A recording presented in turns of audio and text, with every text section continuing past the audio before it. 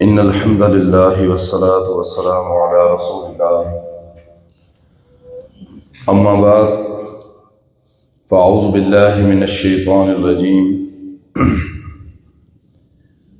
ماہ رمضان المبارک کے اعمال کے حوالے سے گفتگو ہو رہی ہے۔ پہلا عمل روزہ رکھنا، دوسرا عمل قیام اللیل یعنی نماز تراویح ادا کرنا، تیسرا عمل صدقات و خیرات کرنا، اور چوتھا عمل کثرت تلاوت قرآن پاک کرنا۔ قرآن کریم کا نزول چونکہ رمضان المبارک میں ہوا، اس لیے رمضان اور قرآن کا آپس میں بہت گہرا تعلق ہے۔ یہی وجہ ہے کہ جناب جبریل امین اس مہینے کے اندر تشریف لایا کرتے اور نبی کریم صلی اللہ علیہ وسلم جناب جبریل کے ساتھ قرآن کا دور فرماتے۔ صحابہ رضوان اللہ علیہ اجمعین اور تابعین بھی اس مہینے کے اندر کثرت سے قرآن کریم کی تلاوت کا اہتمام کرتے تھے۔ ویسے ایک اصول یہ ہے حدیث مبارکہ کے اندر کہ جس نے قرآن کریم کو 3 دن سے پہلے ختم کیا پڑھا، اس نے صحیح معنوں کے اندر قرآن کو سمجھا ہی نہیں۔ لیکن بعض ہمارے محدثین سلف صالحین میں سے لوگوں نے اپنا اپنا موقف پیش کیا ہے کہ یہ اصول رمضان کے علاوہ ہے۔ رمضان میں چاہیں تو آپ ایک دن میں بھی قرآن کریم کو ختم کر سکتے ہیں، یعنی کہ وہ لوگ اس قدر قرآن کریم کی تلاوت کے ساتھ پیار کرتے تھے، بلکہ بعض اہل علم کا کہنا ہے کہ رسول اللہ صلی اللہ علیہ وسلم کثرت تلاوت فرمایا کرتے تھے کہ فرض نماز کے بعد اگر آپ کہیں نا کہ رمضان کا سب سے بڑا ذکر کیا ہے تو وہ قرآن کریم کی تلاوت ہے۔ وہ الگ بات ہے، مصروفیت کی وجہ سے آپ ہر وقت پڑھ نہیں سکتے، تو پھر جو زیادہ ذکر کیا جائے گا وہ سبحان اللہ والحمد للہ ولا الہ الا اللہ واللہ اکبر۔ اس کو انشاءاللہ کل کے درس میں بیان کریں گے۔ بہرحال قرآن کریم کی تلاوت کے حوالے سے چند فضائل آپ کے سامنے بیان کرتے ہیں۔ عبداللہ بن مسعود رضی اللہ تعالیٰ عنہ فرماتے ہیں، نبی کریم صلی اللہ علیہ وسلم نے فرمایا، من قرأ حرفا من کتاب اللہ فلہ بہ حسنہ، جس نے اللہ تعالیٰ کی کتاب قرآن کریم کے اندر سے ایک حرف بھی تلاوت کیا پڑھا، اس کے لیے ایک نیکی ہے۔ والحسنۃ بعشر امثالھا، اور وہ ایک نیکی 10 نیکیوں کے برابر ہے۔ اور آقا علیہ الصلوۃ والسلام فرماتے ہیں، لا اقول الف لام میم حرف، میں نہیں کہتا کہ الف لام میم حرف ہے، ولیکن الف حرف لام حرف و میم حرف، بلکہ الف الگ حرف ہے، لام الگ حرف ہے اور میم الگ حرف ہے۔ جس نے الف لام میم پڑھا گویا اس کو 30 نیکیاں رب عطا فرما دیتے ہیں۔ ایک ایک حرف کے اوپر 10 نیکیاں، یہ قرآن کریم کا اعزاز ہے۔ اور اسی طرح قرآن کریم پڑھنے والے کی مثال نبی کریم صلی اللہ علیہ وسلم نے اس انداز میں دی ہے کہ ایک مسلمان ہے، مومن ہے، ایمان والا ہے، اس کی مثال مثل المؤمن الذی یقرأ القرآن مثل الاترجہ۔ پیارے پیغمبر علیہ الصلوۃ والسلام فرماتے ہیں کہ اس مومن کی مثال جو قرآن کریم کی تلاوت کرتا ہے وہ مالٹا، عرب کا کوئی لذیذ پھل ہے، ہمارے ہاں بھی مالٹا ہوتا ہے، یا یہی ہو سکتا ہے یا کوئی اور چیز ہے، بہرحال آقا فرماتے ہیں وہ اس کی مثال اس کی طرح ہے، ریحھا طیب و طعمھا طیب، کہ جس کی خوشبو بھی عمدہ ہے اور اس کا ذائقہ بھی لذیذ و میٹھا اور پاکیزہ ہے۔ وَمَثَلُ الْمُؤْمِنِ الَّذِي لَا يَقْرَأُ الْقُرْآنَ مَثَلُ التَّمْرَةِ، اس مومن کی مثال جو قرآن کریم کی تلاوت نہیں کرتا وہ خشک کھجور کی طرح، جس کو ہم پنجابی میں چھپارا بھی بولتے ہیں۔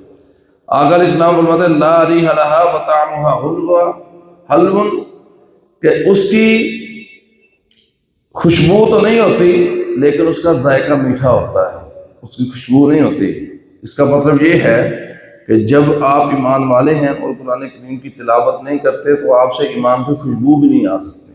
آپ کا ذائقہ میٹھا ہو سکتا ہے کیونکہ آپ ایمان والے ہیں، لیکن ایمان کی خوشبو پانے کے لیے قرآن کریم کے ساتھ تعلق مضبوط کرنا اور اس کی تلاوت کرنا بہت ضروری ہے۔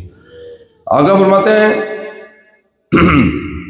وَمَثَلُ الْمُنَافِقِ الَّذِي يَقْرَأُ الْقُرْآنَ، اس منافق کی مثال جو قرآن کی تلاوت کرتا ہے، مثل الریحانہ، وہ ریحانہ ایک گلاب کے پھول کا نام ہے۔ آقا فرماتے ہیں اس کی طرح کی مثال ہے کہ جس میں سے خوشبو تو آتی ہے لیکن اس کا ذائقہ کڑوا ہے۔ ریحھا طیب وطعمھا مر، اس میں خوشبو ہے لیکن اس کا ذائقہ کڑوا ہوتا ہے۔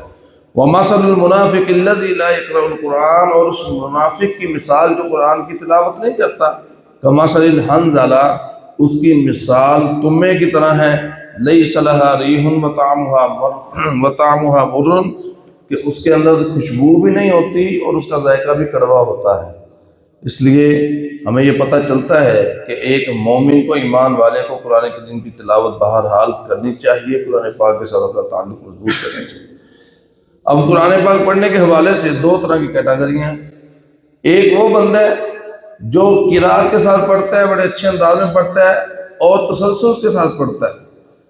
اس کے بارے میں اما عائشہ رضی اللہ تعالیٰ عنہ فرماتی ہیں، نبی کریم صلی اللہ علیہ وسلم نے فرمایا الماہر بالقرآن مع السفرۃ الکرام بررا، قرآن مجید کا ماہر معزز و محترم فرشتوں اور معظم و مکرم انبیاء علیہ السلام کے ساتھ ہوگا۔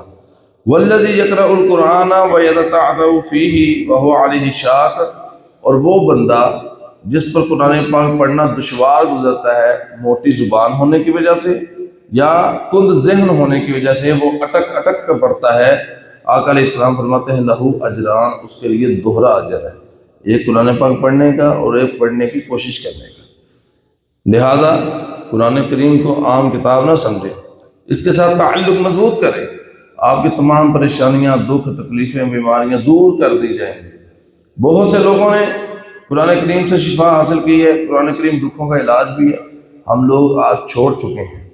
بہرحال پیارے پیغمبر صلی اللہ علیہ وسلم فرماتے ہیں اقرأ القرآن فإنہ یأتی یوم القیامت شفیعا لأصحابہ، قرآن مجید پڑھا کرو، یہ قیامت کے دن اپنے پڑھنے والوں کے لیے شفاعت کرنے والا بن کر آئے گا۔ ایک اور حدیث کے اندر آتا ہے کہ ماہ رمضان کا روزہ اور قرآن، یہ دونوں قیامت والے دن آئیں گے اور آ کر اپنے پڑھنے والے اور رکھنے والے کی صفات کریں گے، اللہ ان دونوں کی صفات کو قبول فرما لیں گے۔ اسی طرح دیگر صورتوں کے بارے میں آتا ہے، سورہ بقرہ کے بارے میں آتا ہے اور ایک اور صورت ہے ان کے بارے میں آتا ہے کہ یہ دونوں قیامت والے دن اپنے پڑھنے والے کے لیے سایہ بن کر آئیں گے۔ قرآن کریم اس قدر اہمیت کا حامل ہے، قرآن کریم کے ساتھ تعلق مضبوط کریں، قرآن پڑھیں، اللہ آپ کو شفا بھی دے گا، اللہ آپ کو رزق بھی دے گا، اللہ آپ کو برکت بھی دے گا، اللہ آپ کو روحانیت کے تمام خزانے عطا فرما دے گا۔ اسی طرح ماہ رمضان میں پانچواں کرنے والا جو عمل ہے بہت اہم ہے۔ ماہ رمضان کے اندر جن اعمال کی طرف ہماری رغبت ہونی چاہیے ان میں سے ایک عمل روزہ کھلوانا بھی ہے، روزہ افطار کروانا ہے۔ سیدنا زید بن خالد جہنی رضی اللہ تعالیٰ عنہ فرماتے ہیں نبی کریم صلی اللہ علیہ وسلم نے فرمایا من فطر صائما کان لہ مثل اجرہ، جس نے کسی روزہ دار کا روزہ افطار کروایا اس کے لیے روزے دار کی مثل یعنی اسی کی طرح اجر ہے، غیر انہ لا ینقص من اجر الصائم شیئا، اور اس کو اجر دینے کے وقت اس روزے دار کے اجر میں سے کوئی چیز کم نہیں کی جائے گی، اس کے اجر میں سے کمی نہیں کی جائے گی، اللہ اس کو اپنی طرف سے روزے دار کے روزہ کھلوانے کا اتنا ہی ثواب دیں گے جتنا اس نے بھوک پیاس برداشت کر کے روزہ رکھ کے حاصل کیا ہے۔ یہ بہت بڑا عمل ہے۔